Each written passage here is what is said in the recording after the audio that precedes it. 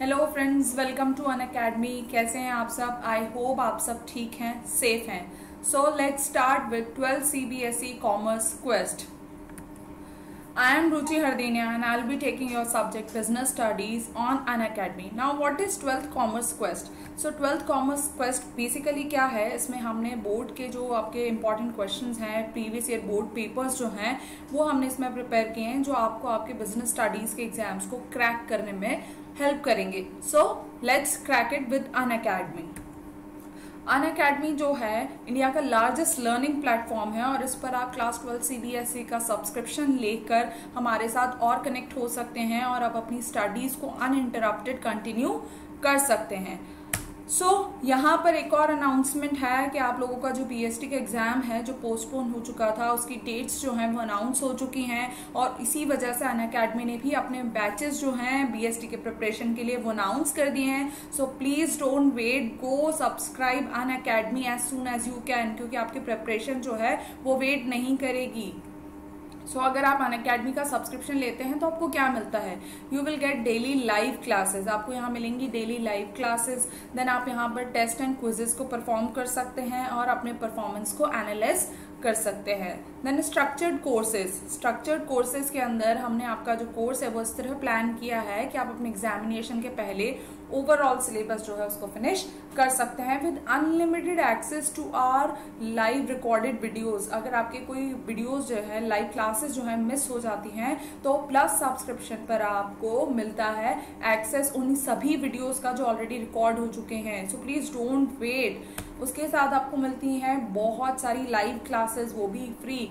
अगर आप plus subscription लेते हैं तो आपके सारे सब्जेक्ट्स की जो क्लासेस हैं वो लाइव होंगी और वो आपके लिए फ्री होंगी। देन आपको मिलता है इंडिया के टॉप एजुकेटर्स के साथ पढ़ने का मौका। हर सब्जेक्ट आपके each and every subject there are talented and qualified faculties जो आपको ट्रेन करेंगी, आपको गाइड करेंगी। और उसके साथ आपको मिलता है अनअकैडमी में comprehensive syllabus. Comprehensive syllabus means हम यहाँ पर आपका एक सब्जेक्ट कवर नहीं कर रहे हैं, हम आपके यहाँ ओवरऑल कोर्स को कवर करते हैं, like mathematics, physics, biology, chemistry and economics. So please don't wait. उसके लिए आपको करना क्या है, आपको प्ले स्टोर पर जाना है, अनअकैडमी लर्निंग ऐप डाउनलोड करना है और गेट सब्सक्रिप्शन पर क्लिक करना है। आप चाहें तो हमारे टेलीग्राम के थ्रू भी कनेक्ट हो सकते हैं। आपको जो लिंक दिया है उसको अपने टेलीग्राम ऐप में पेस्ट करना है and then you can join us. अगर आप क्लास 12 का CBSE सब्सक्रिप्शन लेते हैं तो आपको क्या मिलता है? अगर आप क्लास 12 का CBSE सब्सक्रिप्शन लेते हैं तो आपको 6 मंथ्स का प्राइस जो होता है वो होता है 10,000 रुपीज, और अगर आप 12 मंथ्स का सब्सक्रिप्शन लेते हैं तो वो आपको होता है 12,500 रुपीज। लेकिन अगर आप नीचे दिया हुआ कोड जो है RUCHI, उस कोड का यूज करके सब्सक्रिप्शन लेते हैं तो आपको मिलता है 10% का इंस्टेंट डिस्काउंट, जिससे आपका 6 मंथ्स का प्राइस हो जाता है 9,000 रुपीज एंड 12 मंथ्स का सब्सक्रिप्शन का प्राइस होता है 11,250 रुपीज ओनली। इससे सस्ता आपको कहीं नहीं मिलेगा। Please go and subscribe Unacademy for your preparation and best of luck. Now let's start with our today's topic. So today's paper set is 2017 and 18.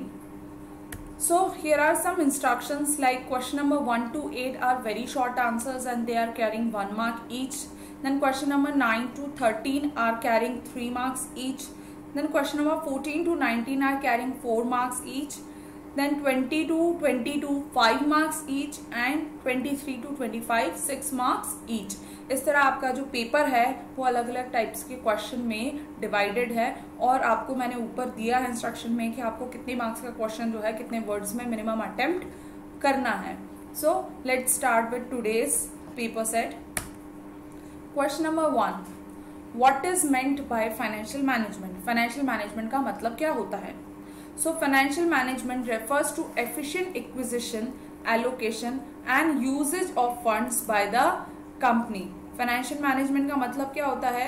हम अपने फंड्स को सही तरह से यूटिलाइज करें, हमें अपना पैसा कहाँ लगाना है और कंपनी के पैसे को किस तरह इस्तेमाल करना है, वो फाइनेंशियल मैनेजमेंट होता है। तो यहाँ पर जो की वर्ड्स हैं हम उन की वर्ड्स को हाईलाइट करते हैं, ठीक है, वो हाइलाइटर का हम यूज करते हैं ताकि आपको पता लग जाएगा कि आपकी जो डेफिनेशन है वो किन वर्ड से बनती है। एक्विजिशन, एलोकेशन एंड यूजेज, ठीक है। ये फाइनेंशियल मैनेजमेंट होता है किसी भी कंपनी के, जब हम फंड्स को इन 3 पार्ट्स में डिवाइड करते हैं तो। Now question number 2, what is employment interview conducted in the process of selection. अब सिलेक्शन के प्रोसेस में एम्प्लॉयमेंट इंटरव्यू क्या होता है? इंटरव्यू मीन्स जो पर्सनल इंटरव्यूज ले जाते हैं, जो क्वेश्चन आंसर्स किए जाते हैं, वो क्यों होते हैं? So the purpose of employment interview is the process of selection is to evaluate the applicant's suitability for the job. किस लिए करते हैं हम? एप्लीकेंट की suitability देखने के लिए कि वो उस जॉब के कितना लायक है, वो इन्फॉर्मेशन गैदर करने के लिए हम एम्प्लॉयमेंट इंटरव्यूज लेते हैं। Then question number 3, Sunita took her niece Aishwarya for shopping to Benetton to buy her a new dress on the occasion of her birthday. She was delighted when on payment for the dress, she got a discount voucher of 20% for a meal of ₹500 or above at a famous eating joint. Identify the technique of sales promotion used by the company in above situation. ये हमारे साथ भी होता है, हम अक्सर कोई product खरीदते हैं तो हमें 20% या 50% का डिस्काउंट मिलता है, तो वो क्या है, ठीक है। हमें बताना है कि कौन सा सेल्स प्रमोशन है जो इस तरह हमें दिया जाता है।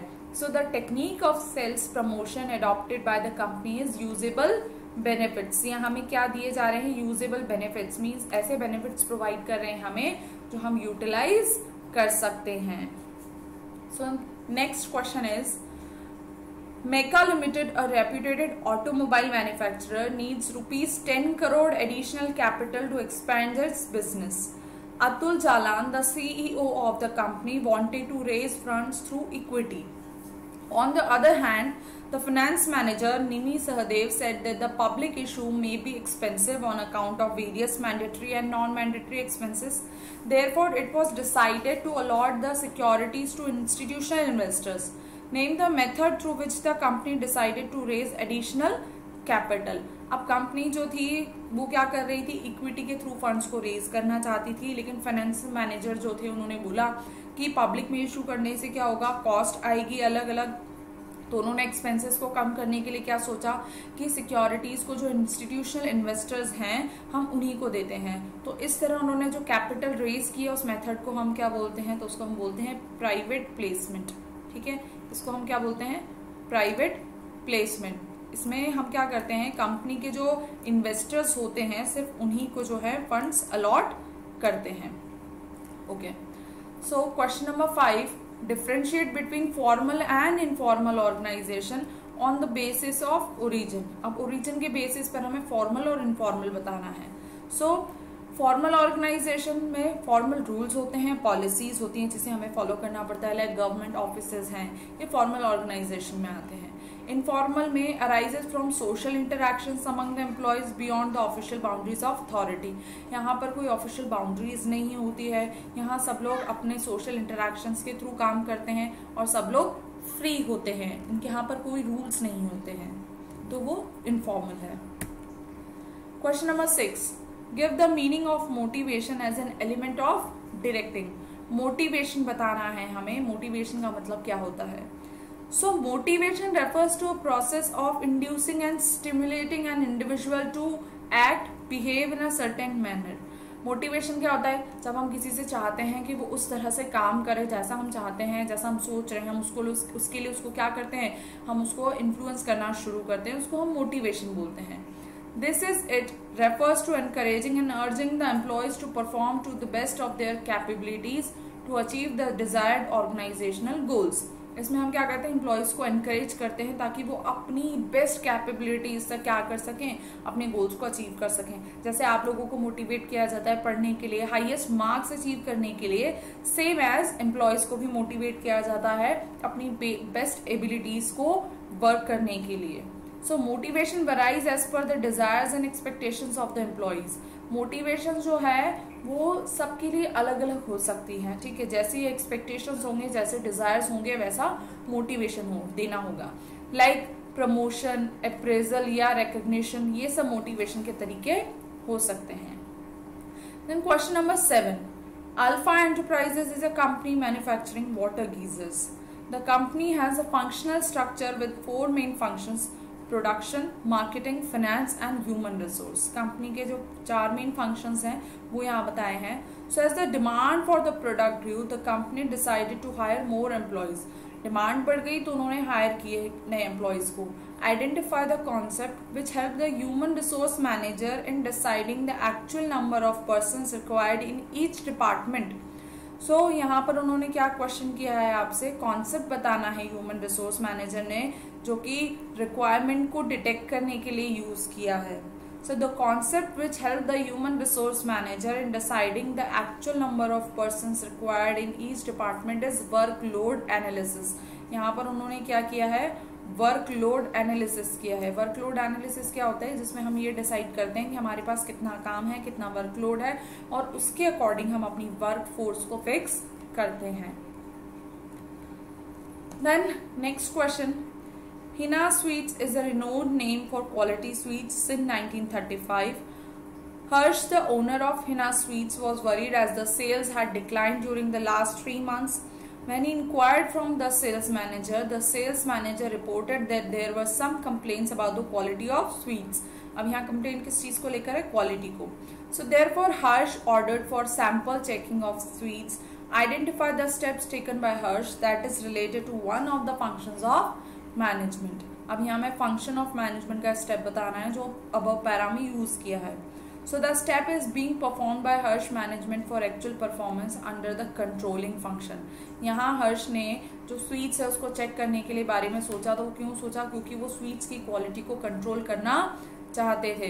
तो यहाँ पर फंक्शन कौन सा हो गया, यहाँ फंक्शन हो गया आपका controlling function. Okay, so next question, explain briefly discipline and scalar chain as principles of general management. यहाँ हमें क्या बताना है, डिसिप्लिन और scalar chain. So discipline implies that an organization should follow the rules and regulation and ensure conformity to set rules and policies. Discipline का मतलब है हर organisation rules and regulations को फॉलो करे और उसके साथ अपने रूल्स या पॉलिसीज को फ्रेम करे। It is important for both the management as well as the workers that they honour their commitments and clear fair agreements. ये दोनों के लिए जरूरी होता है कि वो अपने रूल्स एंड पॉलिसीज जो बनाए हैं वर्कर्स के लिए भी और मैनेजमेंट के लिए भी, वो उसको फॉलो करें और उन दोनों के बीच में क्लियर अरेंजमेंट होना चाहिए रूल्स का। मीन्स ऐसा नहीं है कि रूल से वर्कर्स के लिए या मैनेजमेंट के लिए कोई रूल नहीं है। Then scalar chain, scalar chain refers to predefined formal path of authority. Formal path की बात होती है, स्केलर चेन में क्या होता है, फॉर्मल पाथ होता है and communication in the order of the highest to lowest. और कम्युनिकेशन कैसे होता है, हाईएस्ट टू लोएस्ट होता है यहाँ पर स्केलर चेन में। मीन्स हम स्टेप में ही कम्युनिकेशन कर सकते हैं। Every individual in an organisation follow this chain of authority for communication. तो यहाँ पर सभी लोग क्या करते हैं, इस चेन को फॉलो करते हैं। Like in some schools also जो फॉर्मल पाथ ऑफ कम्युनिकेशन होता है, लाइक सबसे पहले आपको अपने क्लास टीचर से बात करनी होती है, देन आपका क्लास टीचर जो है आपके वीसी या आपके जो प्रिंसिपल हैं उनसे बात करते हैं, देन अगर नेसेसरी होता है तो स्कूल ओनर्स या एमडी या जो ट्रस्ट है उसके थ्रू वो कम्युनिकेट करते हैं। तो आप डायरेक्टली जो है अपने स्कूल के प्रिंसिपल से या अपने स्कूल के ओनर से बात नहीं कर सकते। You have to follow this chain, so this is known as scalar chain. Now question number 10, state any 3 limitations of planning. Planning की 3 लिमिटेशंस बतानी है। सो ये क्वेश्चन जो है ये बार बार पूछा जा रहा है, लास्ट सेट में भी ये क्वेश्चन आया था। So planning reduces the creativity. Plans are made only by top management. तो लोअर लेवल मैनेजमेंट को तो अलाउड ही नहीं होता है कि वो अपने प्लान से डेविएट कर जाएं, मैनेजमेंट ने जो प्लान बनाया है उससे वो हट जाएं, ना ही वो अपना प्लान खुद बना सकते हैं। तो इससे क्या होता है, उनकी क्रिएटिविटी जो है वो खत्म हो जाती है। देन जाइडेंटिक कॉस्ट या हाई जो है कॉस्ट आती है इसमें। तो प्लानिंग फ्यूचर प्रेडिक्शंस पर होती है, बहुत सारा एस्टिमेट करना होता है, एनालिसिस करना होता है, साइंटिफिक कैलकुलेशंस होती हैं जिसकी वजह से इसमें हाई कॉस्ट इन्वॉल्व हो जाती है। देन फॉल्स सिक्योरिटी, मैनेजर्स जो हैं वो प्री टेस्टेड प्लान्स को ही यूज करना बेटर समझते हैं। कई बार जो पास्ट में सक्सेसफुल रहे हैं उन्हीं को फ्यूचर पर यूज करने के बारे में सोचते हैं। तो इससे क्या होता है कि कई बार प्लान जो है वो फेल हो जाता है, क्योंकि पास्ट में जो सर्कमस्टांसेस थे वो अलग थे, अभी जो फ्यूचर में सर्कमस्टांसेस होने वाले मे बी वो अलग हो सकते हैं। तो आपका प्लान उस पर शायद वर्क ना करे। तो ये प्लानिंग की लिमिटेशंस होती है कि आपको हर बार एक नया प्लान जो है वो बनाना पड़ता है। Then question number 11, explain any 3 points that highlight the importance of directing function of management. 3 points बताने हैं आपको जो डायरेक्टिंग फंक्शन की इंपॉर्टेंस बताते हैं। So it is through directing that operation of an organization actually begins. किसी भी operation की शुरुआत कहाँ से होती है? डायरेक्टिंग से होती है। डायरेक्टिंग करना मतलब डायरेक्शन देना, डायरेक्शन प्रोवाइड करना, फॉलो अप लिखना। As a function of management directing is useful in many ways. अब डायरेक्टिंग किस तरह यूजफुल है हम वो देखते हैं। So achieving objectives, the function of directing initiates the actual action in an organisation. Directing क्या करता है? डायरेक्टिंग के थ्रू हम देख सकते हैं कि हमारे ऑर्गेनाइजेशन में आखिर किया क्या जा रहा है, वर्क क्या हो रहा है। An individual cannot start working without proper instructions and direction. कोई भी बिना proper instructions या direction के काम करना शुरू नहीं कर सकता। Directing helps individuals to complete the assigned task properly and on time. Directing से आप अपना टाइम पर टास्क कंप्लीट कर सकते हैं, सही से कंप्लीट कर सकते हैं। डायरेक्टिंग जो एक तरह से सुपरविजन भी है और ये मोटिवेशन भी प्रोवाइड करता है ताकि सब लोग अपना जो टारगेट है वो एफिशिएंटली अचीव कर सकें। Then integration of efforts. Integration of efforts का मतलब क्या है? ऑर्गेनाइजेशन में बहुत सारे एम्प्लॉयज होते हैं और सबको अलग अलग जॉब्स असाइन होते हैं अलग अलग लेवल पर, लेकिन सबका एफर्ट क्या होता है? सबके एफर्ट्स को मिलाकर, सबके जो वर्क को चैनलाइज करके हम एक कॉमन गोल के लिए काम करते हैं। तो डायरेक्टिंग का काम ही यही होता है, जो डायरेक्ट करता है उसका काम ही होता है कि सबके अलग अलग टास्क को वो कैसे एक साथ चैनलाइज करके अपने गोल्स को अचीव कर सकता है। देन एम्प्लॉय डेवलपमेंट, अगर डायरेक्शन और गाइडेंस प्रॉपर मिलता है तो एक एम्प्लॉय जो है अपने स्किल्स को इम्प्रूव कर सकता है, वो मोटिवेट हो सकता है, लीडर जो उसको एनकरेज कर सकता है ताकि वो अपनी कैपेबिलिटीज को इंक्रीज कर सके। लाइक आपके क्लास टीचर्स जो हैं, आपके ट्यूटर्स जो है, मेंटर्स जो हैं, वो आपको गाइड करते हैं, आपको बताते हैं कि आपको क्या करना है, तो आप अपना जो पूरी स्ट्रेंथ है वो उस डायरेक्शन में, अपना डिटर्मिनेशन जो है उस डायरेक्शन में उस रिजल्ट को अचीव करने में लगाते हैं। Now next question, Ginika, Tanish and Rohit were friends from college days. Now they are doing a different kind of business. They regularly meet and discuss their business ideas and exchange notes on customer satisfaction, marketing efforts, product designing, selling techniques, social concerns, etc. In one of such meetings, Ginika drew the attention of Tanish and Rohit towards the exploitation of consumers. She told that most of the sellers were exploiting the consumers in a ways and were not paying attention towards the social, ethical and ecological aspect of marketing. अब यहाँ कौन से philosophies की बात हो रही है कि जो बहुत सारे प्रोड्यूसर्स हैं वो सोशल, एथिकल और इकोलॉजिकल एस्पेक्ट्स को ध्यान नहीं दे रहे हैं। Whereas she was not doing so, Tanish told that they were under pressure to satisfy the consumers, but stated that the consumers would not buy or not buy unless they were adequately convinced and motivated for the same. Rohit stressed that the company cannot achieve its objective without understanding the needs of customer. It was the duty of the businessman to keep consumer satisfaction in mind because business is run by the resources made available to them by the society. He further stated that he himself was taking into the consideration the needs of the customer. Now identify the various types of thinking that guided Ginika, Tanish and Rohit in making efforts of their business. Also state one more feature of various types of thinking identified that is not given in above para. तीनों की thinking हमने पढ़ ली है। तीनों की thinking जो है वो बिजनेस में कैसे एफर्ट्स डाल रही है हमें वो बताना है, साथ में हमें तीनों की थिंकिंग से रिलेटेड एक एक फीचर जो है बिजनेस मैनेजमेंट का वो भी बताना है। So answer is the concept of thinking followed by गिनिका is the social marketing concept, क्योंकि वो सोसाइटी के ऊपर फोकस कर रही है कि सोशल या एथिकल जो है नॉर्म्स को फॉलो किया जाए। Organization should not identify the immediate needs of the target market but also aim at long term well being and the interest of consumers. यहाँ पर सिर्फ टारगेट मार्केट पर फोकस नहीं करना है बल्कि किस पर करना है, सोशल मार्केटिंग में लॉन्ग टर्म और वेल बींग पर भी फोकस करना है। Now feature, the emphasis of the thinking is that organization should pay due consideration to social environmental problems such as pollution, deforestation, population explosion and inflation. जो consumer की he needs पर ध्यान नहीं देना है बल्कि सोशल एनवायरमेंटल प्रॉब्लम्स पर भी ध्यान देना है प्रोड्यूसर्स को। According to this concept, a consumer would purchase the product only when then he is sufficiently convinced regarding the features, quality, etc. of the product. अब देखो तनिष्क के हिसाब से जो तनिष्क ने सोचा है वो सेलिंग कॉन्सेप्ट है, ठीक है, और सेलिंग कॉन्सेप्ट के अकॉर्डिंग जो है कंज्यूमर क्या सोचता है, वो फीचर्स देखता है, क्वालिटी देखता है, प्रोडक्ट देखता है खरीदने से पहले. अब यहाँ तनिष्क की जो थिंकिंग है उससे रिलेटेड फीचर क्या है, this thinking emphasize that firms must focused on regress selling and promotion techniques. तो फर्म को यहाँ सिर्फ किस चीज पर ध्यान देना है, सेलिंग पर ध्यान देना है. सेलिंग कॉन्सेप्ट में फर्म किस चीज पर ध्यान देगी, सेलिंग पर और प्रमोशनल टेक्निक्स पर. Now the concept of thinking followed bye Rohit is marketing concept. Rohit ने किस चीज पर फोकस किया है, मार्केटिंग कॉन्सेप्ट पर फोकस किया है. The marketing concept believes that the customer satisfaction plays a vital role. Marketing concept में हम किस चीज पर ध्यान देते हैं कि कस्टमर जो है वो सेटिस्फाई होना चाहिए.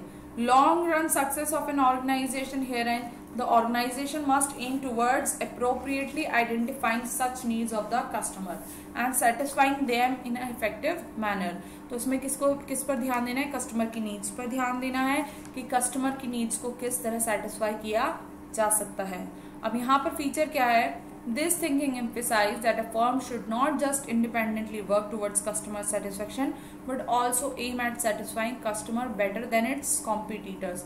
तो मार्केटिंग में किस पर फोकस कर रहे हैं, कॉम्पिटिटर्स पर भी फोकस कर रहे हैं. मीन्स यहाँ हमें कस्टमर को सेटिस्फाई करना है कॉम्पिटिटर्स से ज्यादा, हमें इस चीज पर भी फोकस करना है.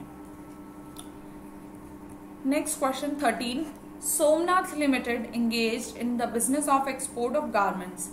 In the past, the performance of the company had been up to the expectations. Past में तो expectations जो थी वो अच्छी थी.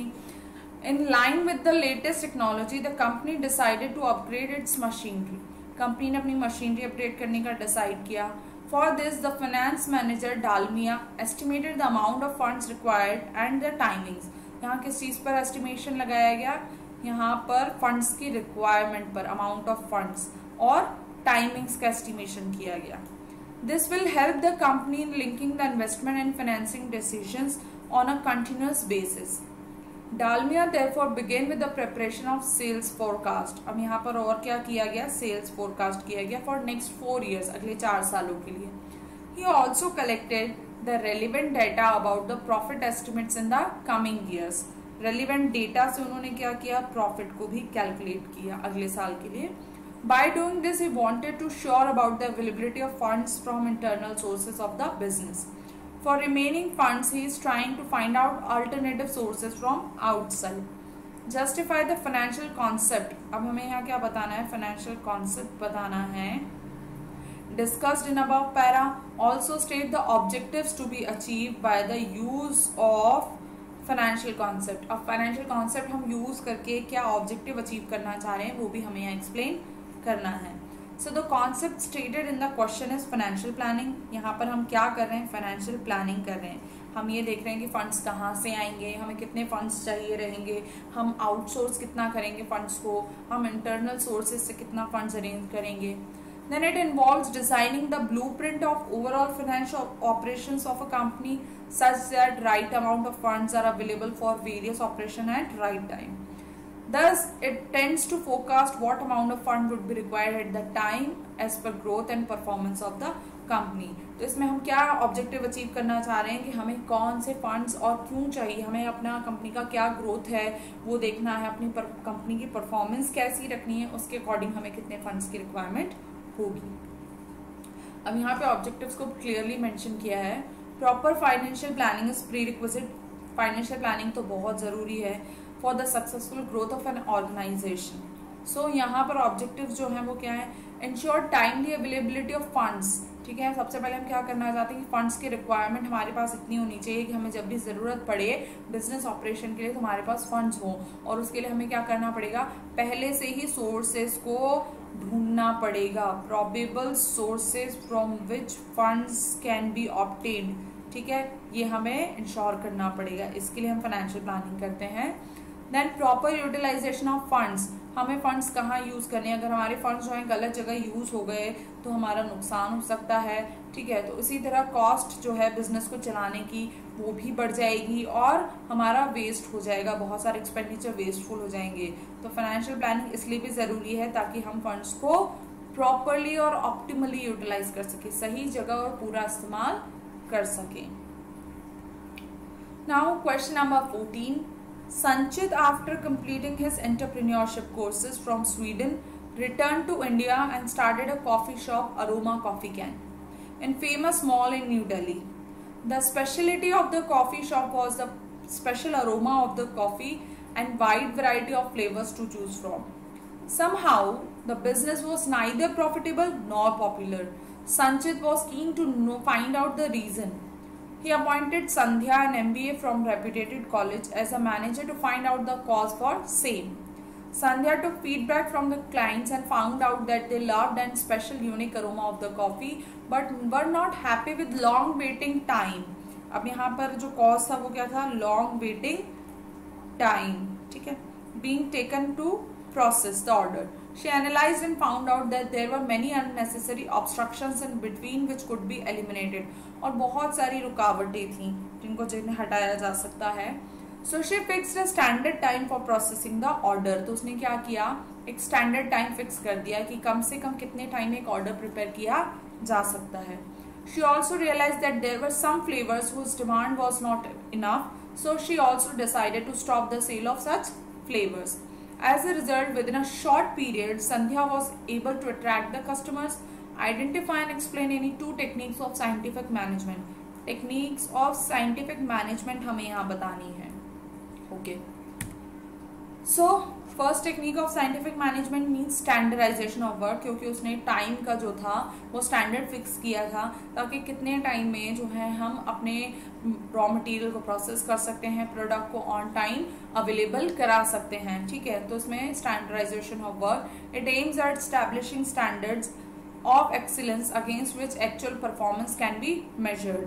Standardization can be set in terms of process, raw material, product और time. और यहाँ पे उसने standardization किस में किया था, time में किया था, ठीक है.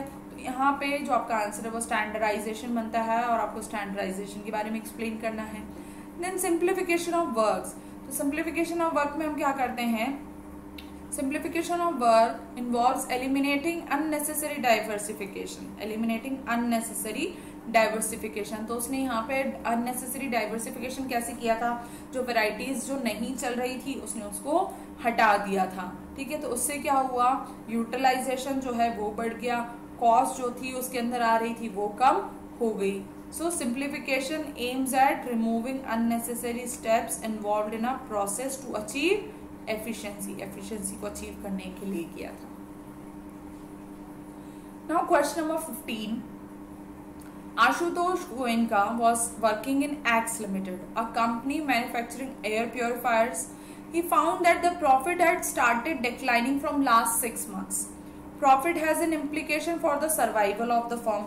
So he analyzed the business environment to find out the reason for decline. अब decline के लिए उन्होंने क्या किया, business environment को analyze किया. किसको analyze किया, business environment को, ठीक है.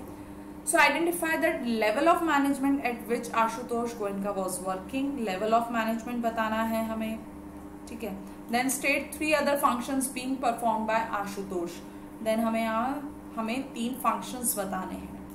So first answer is Ashutosh was working at the level of top management, क्योंकि आशुतोष यहाँ पर क्या बना रहा है, प्लान्स बना रहा है और वो एनालाइज कर रहा है, तो इसे टॉप लेवल मैनेजमेंट कर सकता है.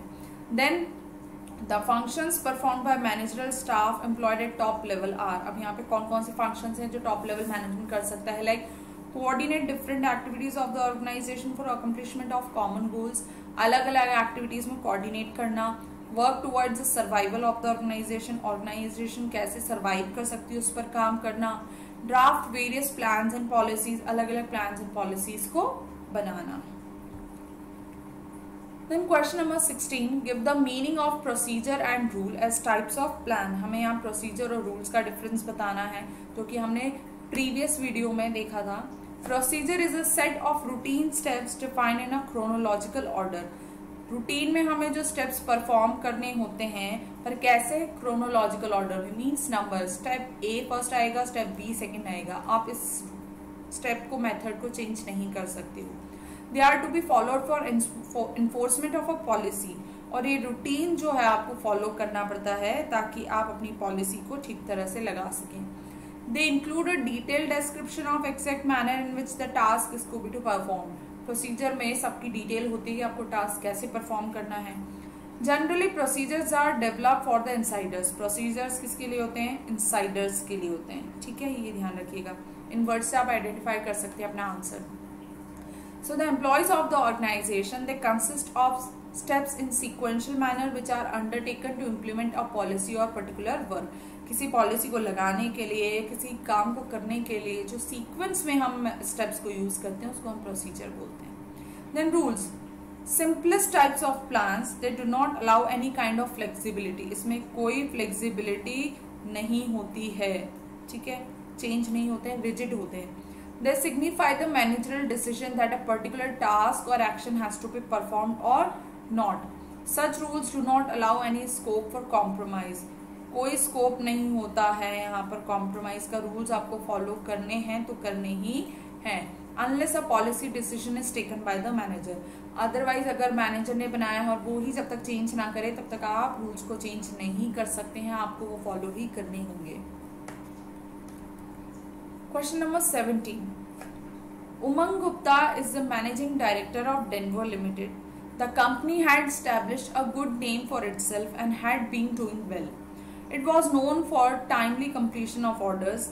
The production manager, Ms. Kanta, was efficiently handling the process of orders and had a team of 14 motivated employees working under her. Everything was going on well. Unfortunately, she met with an accident. Umang knew that in the absence of Mrs. Kanta, the company may not be able to meet the deadlines. He also knew that not meeting the deadlines may lead to customer dissatisfaction with the risk of loss of the business and goodwill. So he had a meeting with his employees in which accurate and speedy processing of orders were planned. अब यहाँ पर क्या plan किया उन्होंने? Accurate and speedy processing, ठीक है। Everybody agreed to work as a team because the behavior of Umang Gupta was positive. अब यहाँ पे उमंग गुप्ता के बिहेवियर की भी बात हो रही है, तो बिहेवियर कैसा था उमंग गुप्ता का? Positive towards the employees of the organization. Hence everyone put in extra time and extra efforts. यहाँ पर क्या लगाया? सबने extra time और extra efforts लगाए and targets were met on time.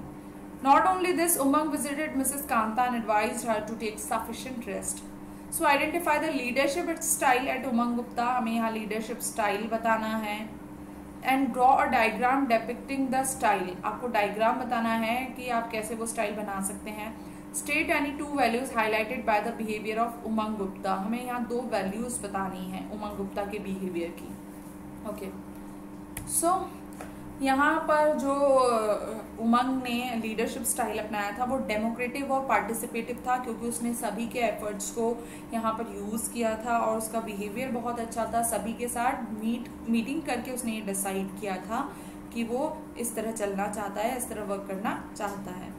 Values कौन कौन सी थी? एक तो पॉजिटिव एटीट्यूड था, ठीक है।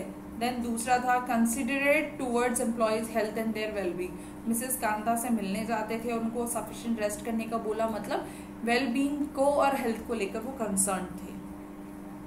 Then question number 8, explain briefly transfers and promotion of internal sources.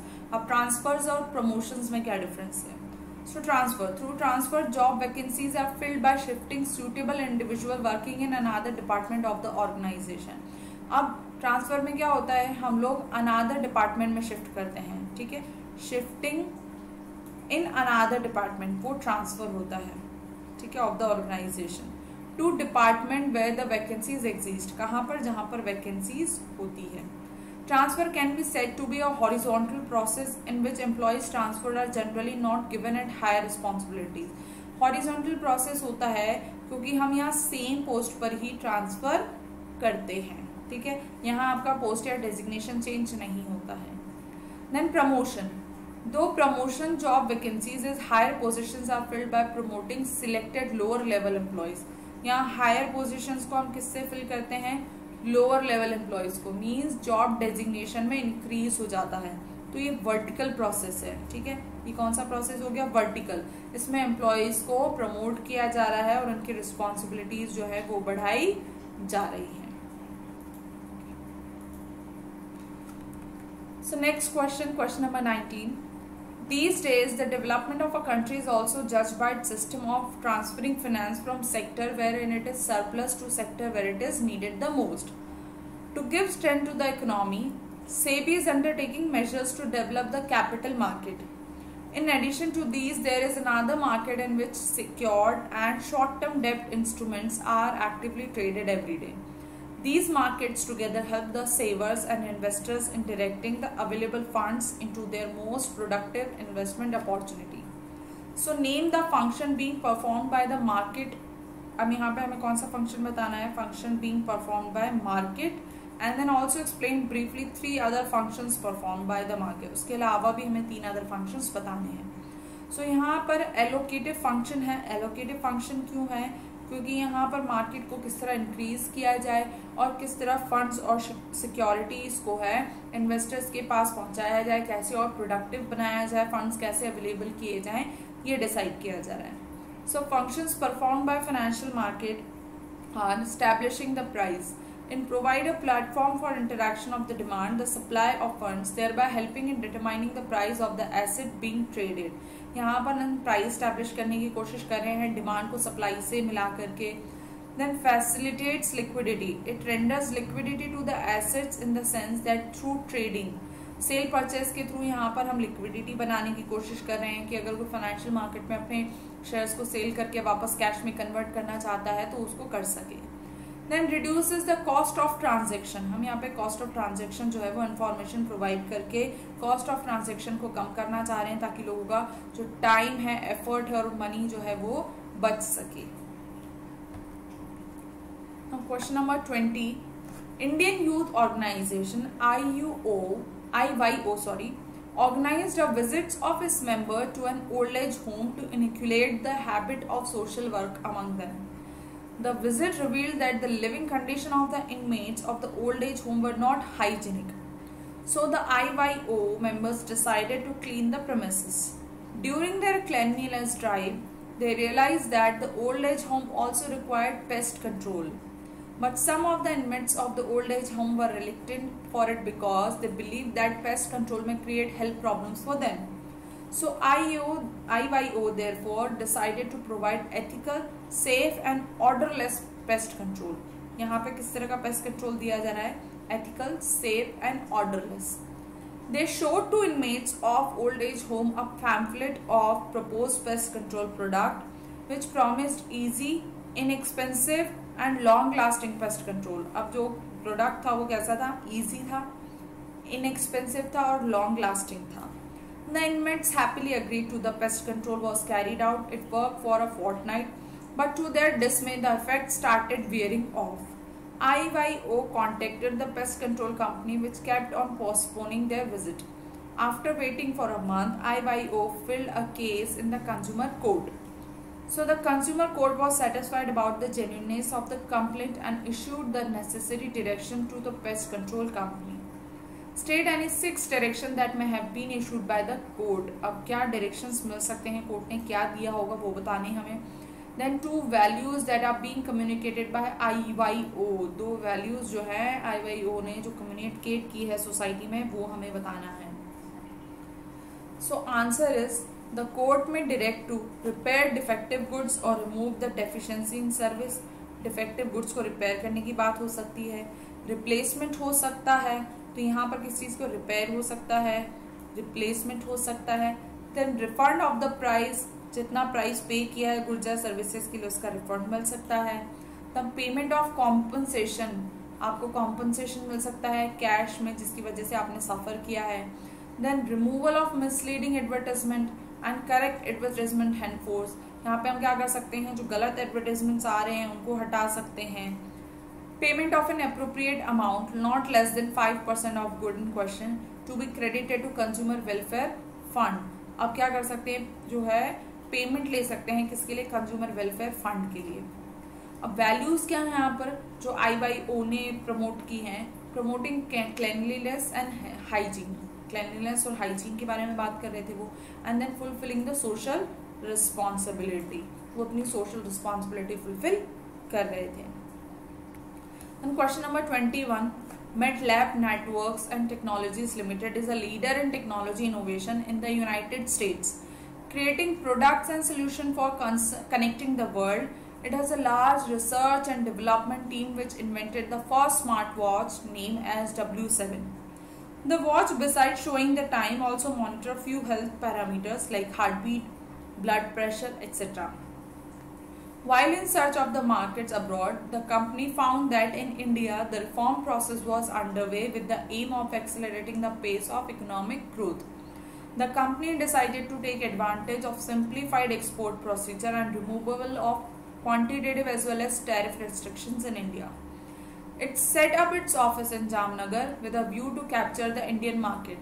In a short span of time, the company emerged as a market leader. Success of the company attracted many other players to the market. Competition resulted in reduction in price. अब competition ने क्या किया है? Reduction in price किया, thereby benefiting the customer. और उससे क्या हुआ? Customers को benefit होना शुरू हो गया. So in above paragraph, two major concepts related to government policy have been discussed. Identify and explain these concepts. Explain briefly any three impacts of this concept on Indian business and industry. So answer is liberalization and globalization. The policy promoted by the government was liberalization and globalization. Liberalization means removal of controls and restrictions or tariff barriers. जो licence quota था India में वो हटा दिया गया था. Globalization means integration of economies of the world, पूरी दुनिया के मार्केट्स को एक करना, दैट मीन्स ग्लोबलाइजेशन. इससे आप ओपननेस आ जाएगा, इकोनॉमिक इंडिपेंडेंस आ जाती है. Then the three major impacts of these concepts on business, Indian business or Indian industry. First, increased competition. Liberalization, globalization की वजह से क्या हुआ? लाइसेंस पॉलिसी हट गई, तो उसकी वजह से जो है फॉरेन डायरेक्ट इन्वेस्टमेंट आने लगा. कंपटीशन जो था वो इंक्रीज हो गया, इंटरनली भी और एक्सटर्नली भी. ठीक है. Then increase demand. With the increased competition, producers increasingly become market oriented. They begin to produce goods keeping in mind the market demand. Therefore, the availability in goods and services for the consumer and the quality also increased tremendously. अब यहाँ क्या हुआ? Tremendously goods और services, उसके साथ साथ quality बढ़ गई, जिसकी वजह से डिमांड जो है वो भी बढ़ गई. Change in business policies. The government policies under new industrial policy directly affected the functioning of business enterprises. अब ये बिजनेस पॉलिसी में जो चेंज आया, लिबरलाइजेशन और ग्लोबलाइजेशन हुआ, उसकी वजह से बिजनेस एंटरप्राइजेस को भी ऑपरेशंस में आसानी हो गई. अब वो अपने बिजनेस में अपनी पॉलिसीज में इजीली चेंज कर सकते थे. Now question number 22. Describe briefly the relationship between controlling and planning. Controlling and planning का हमें जो है रिलेशनशिप बताना है. So planning and controlling are closely interrelated. ये दोनों क्या है? एक दूसरे से interrelated हैं. आप प्लान करके ही कंट्रोल करेंगे और कंट्रोल के थ्रू ही आप प्लान कर सकते हैं. On one hand, planning refers to psychological process. Planning क्या है? Psychological process है of thinking and deciding about what is to be done and how it is to be done. So thus planning decides the objectives to be achieved, the course of action to be followed. On other hand, controlling refers to process of managing. Controlling क्या है? Manage करना होता है और evaluate करना है कि जो वर्क हुआ है वो अकॉर्डेंस में हुआ है या नहीं हुआ है. स्टैंडर्ड्स और करेक्टिव मेजर्स को लेना. If there are any deficiencies, these standards that form basis of controlling are provided by planning. अब अगर इनमें कोई डेफिशिएंसीज आती हैं, कोई कमी आती है, तो हम कंट्रोलिंग किसके थ्रू करेंगे? प्लानिंग के थ्रू करेंगे. हम अपना कंट्रोल कैसे करेंगे? प्लान करके करेंगे. So the various objectives and policies as formulated under planning serve as standard against which the actual performance is evaluated. Controlling without planning is meaningless. Controlling without planning is meaningless. बिना planning के आप controlling कर ही नहीं सकते हैं. If there is no standard, no objectives, and there is no controlling. जब standard नहीं है तो objective नहीं होगा, और objective नहीं है तो controlling नहीं हो सकती. If the manager do not know what the final objective is, then they do not have any standard against which they can judge the current performance and deficiencies. Similarly, planning without controlling holds no meaning. और इसी तरह planning without controlling का भी कोई मतलब नहीं होता. Once the plans are formulated, it becomes necessary to monitor. एक बार आपने प्लान बना लिया है तो आपको उसको लगातार मॉनिटर करना पड़ेगा, देखना पड़ेगा कि उस पर काम सही हो रहा है या नहीं हो रहा है। अगर सही नहीं हो रहा है तो आपकी प्लानिंग जो है वो रिजल्ट्स नहीं आएंगे और आपकी प्लानिंग वेस्ट हो जाएगी। So controlling is a requisite for measuring whether the plan is being properly implemented. If there are any deficiencies in the work and if there is a need of taking corrective action in order to achieve the plan's goal, if there is no controlling, planning cannot be accomplished. अगर controlling नहीं है तो planning नहीं हो सकती। इसलिए planning और controlling दोनों क्या करते हैं, एक दूसरे को कॉम्प्लीमेंट करते हैं, दोनों एक दूसरे के साथ चलते हैं। Then question number 23. Mediquip Limited is a company dealing in distribution of medical equipments. The company recently imported 15,000 units of sugar testing machines to test the sugar levels without taking blood samples. For deciding the marketing strategy, the chief executive officer of the company called a meeting of marketing heads of different zones. In the meeting, Sandeep, the North Zone marketing head, suggested that since the machine was sophisticated, they need to visit hospital to personally explain its working to the hospital staff who would be using the machine. He also suggested that additional trained people may be recruited for the same. Himanshu, other zonal head, added that since lot of money had been spent on the import of the machines, the company was short of funds to pay the additional staff as suggested by Sandeep. Rahul, a new appointed zonal head of South Zone, suggested that since the size of the order is not large, a detailed study of the factors determining the choice of channel of distribution is required. अब यहाँ किस चीज़ की बात हो रही है, channel of distributions की। Channel of distributions पर वो है डिस्कशन करने वाले हैं before making the right choice. So identify the factor influencing the choice of channel of distribution and then explain briefly in the other consideration to be taken care in each factor identified. Okay. So answer is the three factors that are influencing the choice of channel of distribution are product related factors, like machinery sophisticated है तो आपको channel of distribution कौन सा रखना है, किस तरह का आपको प्रोडक्ट जो है अपना अवेलेबल कराना है, डिलीवर कराना है, किस तरह से। देन कंपनी कैरेक्टरिस्टिक्स, यानी कंपनी को भी ध्यान में रखना है कि कंपनी के पास फंड्स है या नहीं, उस चैनल में ज़्यादा पैसा तो नहीं लगेगा। देन मार्केट रिलेटेड फैक्टर्स, ठीक है। तो हम यहाँ पर डिस्कस करते हैं प्रोडक्ट रिलेटेड फैक्टर में हमें अप्रोप्रिएट चैनल ऑफ डिस्ट्रीब्यूशन इसलिए देखना होता है क्योंकि हमारा प्रोडक्ट पेरिशेबल है या नॉन पेरिशेबल है, ठीक है, वो इंडस्ट्रियल है या कंज्यूमर है, कॉम्प्लेक्सिटी क्या है, ठीक है। तो उसके अकॉर्डिंग जो है हम चैनल ऑफ डिस्ट्रीब्यूशन जो है वो केयरफुल हैंडलिंग के साथ चैनल ऑफ डिस्ट्रीब्यूशन जो है वो डिसाइड कर सकते हैं। देन कंपनी कैरेक्टरिस्टिक्स, कंपनी जो है इंपॉर्टेंट रोल प्ले कर रही है डिसीजन बनाने में, तो कंपनी की फाइनेंशियल स्ट्रेंथ भी हमें जो है वो मेजर करनी होगी कि वो कंपनी जो है वो इंटरमीडिएटरीज के थ्रू जो प्राइस इम्पैक्ट होने वाला है उसको वो फुलफिल कर सकती है या नहीं, ठीक है। कंपनी अगर फाइनेंशियल स्ट्रांग है तो वो फंड्स को स्पेंड कर सकती है ज़्यादा, और अगर नहीं है तो वो शॉर्टर चैनल ऑफ डिस्ट्रीब्यूशन पर जा सकती हैं। सो similarly, a company that wishes to have a greater control over the intermediaries should also opt for shorter channel of distribution. The reason behind this lies in fact that direct or shorter channel involve minimum numbers of intermediaries and thus are easily controllable. On the other hand, companies that exercise lesser control over the intermediaries can opt for longer channels of distribution. Then market related factors such as size of the market देखना है हमें, geographical concentration देखना है कि वहाँ कितने लोग हैं, ठीक है, बायर्स कितने होंगे, क्वांटिटी कितनी जाएगी, ये सब हमारे डिसीजन को, चैनल ऑफ डिसीजन को अफेक्ट करेगा। For example, in case the size of order is small then the shorter channel should be adopted, whereas in case of large orders long channel should be adopted.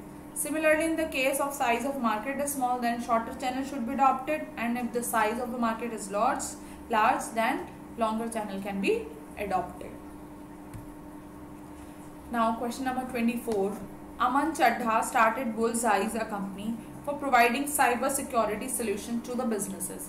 Its objective is to prevent, detect and respond to the cyber attacks and protect critical data. He was hardworking software engineer and expert in cyber security. He His reputation grew by leaps and bounds as he was not only a person of integrity but also did his work with utmost honesty and sincerity. अब वो अपना work कैसे करते थे? Honesty और sincerity के साथ. The business started growing day by day. He was delighted when he was offered a big project by the Ministry of Defence. While working on the project, he found that the volume of work made it impractical for him to handle all the work by himself. So he decided to expand the team. उन्होंने team expand करने का सोचा. The company maintained a close liaison with the local engineering college. During a campus placement, Ishan and Brinda were appointed for the new project. He founded the new employees capable, enthusiastic and trustworthy. Aman Chadda was thus able to focus on objective with the help of Ishan and Brinda. The project was completed on time. Not only this, Aman Chadda was also able to extend his area of operation. उन्होंने अपना area of operation भी जो था वो increase कर लिया. On the other hand, Ishan and Brinda also got opportunities to develop and exercise initiative, identify and explain the concept used by Aman Chadda. अमन चड्ढा ने कौन सा कॉन्सेप्ट यूज किया हमें वो बताना है, जो उन्होंने अपने ऑब्जेक्टिव्स को फोकस करने में हेल्प किया. Then state any 4 points of importance of concept. अब उसी कॉन्सेप्ट की हमें क्या बतानी है? 4 पॉइंट्स में इम्पोर्टेंस बतानी है. So answer is the concept use by Aman Chadha is delegation. उन्होंने क्या किया? डेलीगेशन किया, यानी अपने वर्क के लिए एक प्रॉपर टीम जो थी वो असाइन की, क्योंकि वो खुद से सारा वर्क नहीं कर सकते थे. So he decided to expand team. After he delegated the task to Ishan and Brinda, he can focus on the objectives. अब यहाँ पे जो 4 इम्पोर्टेंस है वो हम देखते हैं डेलीगेशन की. मैनेजरल एफिशिएंसी जो है बढ़ जाती है, क्योंकि डेलीगेटिंग क्या हो जाती है? वर्क जो है सबऑर्डिनेट्स में डिवाइड हो जाता है और मैनेजर जो है वो अपने प्रायोरिटी वर्क पर फोकस कर सकता है. एम्प्लॉय प्रोफिशिएंसी, सबऑर्डिनेट्स को ट्रस्ट किया जा सकता है, इससे उनकी क्या होगी? एफिशिएंसी इंक्रीज होगी और रिस्पॉन्सिबिलिटी भी बढ़ती है. वो अपनी एबिलिटीज को प्रूव कर सकते हैं, अप्लाई कर सकते हैं अपनी स्किल्स को, और अपना एक्सपीरियंस और अपनी एफिशिएंसी या प्रोफिशिएंसी को इम्प्रूव कर सकते हैं. देन मोटिवेशन, डेलीगेशन जो है एम्प्लॉयज को साइकोलॉजिकल बेनिफिट्स देता है, उससे वो मोटिवेट होते हैं और एनकरेजमेंट के थ्रू अपना बेस्ट देने की कोशिश करते हैं. डेलीगेशन जो है ग्रोथ में भी हेल्प करता है, क्योंकि एफिशिएंट और एक्सपीरियंस मैनेजर्स क्या कर सकते हैं? लीड कर सकते हैं. ठीक है, और लीड करेंगे तो ऑर्गेनाइजेशन को ग्रोथ की तरफ लेकर जाते हैं. Question number 25, explain briefly any 4 factors that affecting working capital requirement of a company. किसी कंपनी की वर्किंग कैपिटल रिक्वायरमेंट को हमें यहाँ बताना है कि वो किससे अफेक्ट होती है. So first, type of business. Working capital कैसे अफेक्ट होती है? Type of business means having a small operational cycle require less working capital. ठीक है, बिजनेस छोटा है तो लेस वर्किंग कैपिटल चाहिए, अगर बिजनेस बड़ा है तो हमें ज्यादा वर्किंग कैपिटल चाहिए होगी. Then extent of credit allowed by the firm.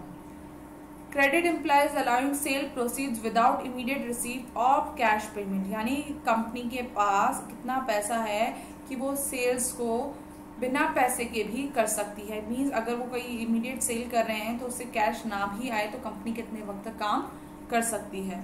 If company follows a liberal credit policy, then its number of debtor increases. और कंपनी अगर बहुत आसानी से उधार दे रही है तो उसके डेटर्स बढ़ जाएंगे. Thus in turn increases the requirement of working capital. और इससे वर्किंग कैपिटल जो है वो बढ़ जाएगी, क्योंकि पैसा जो है रिटर्न में वो बहुत वक्त तक नहीं आएगा. Then extent of availability of raw materials. अब अगर कंपनी को रॉ मटेरियल्स की रिक्वायरमेंट है और वो इजीली अवेलेबल हो जाते हैं तो कंपनी को ज़्यादा वर्किंग कैपिटल की ज़रूरत नहीं है. लेकिन अगर रॉ मटेरियल इजीली अवेलेबल नहीं होता है और कंपनी को ह्यूज स्टॉक मेंटेन करना पड़ता है तो कंपनी को हायर वर्किंग कैपिटल की रिक्वायरमेंट होगी. Then scale of operation. Companies जो लार्ज स्केल पर ऑपरेट कर रही हैं, अगर उनको हाई स्टॉक और इन्वेंट्री जो है वो रखनी पड़ रही है, डेटर्स ज़्यादा हैं उनके, उन्हें बहुत सारे वर्किंग कैपिटल की ज़रूरत है. लेकिन अगर वो स्मॉल लेवल पर काम कर रही है, वर्किंग कैपिटल की रिक्वायरमेंट भी स्मॉल होगी. ठीक है, so this was it for today. I hope आप सभी को जो जितने भी क्वेश्चंस हैं वो समझ में आएंगे, वो आपके हेल्पफुल रहेंगे. So please don't stop learning and don't forget to subscribe Unacademy. Unacademy पर अगर आप सब्सक्राइब करते हैं then we can study in detail. हम आपका रिविजन जो है वहां पर वो प्लान कर सकते हैं. And please use the code RUCHI while subscribing. जब आप अनअकैडमी पर सब्सक्राइब करें तो कोड यूज करना ना भूलें. Thank you.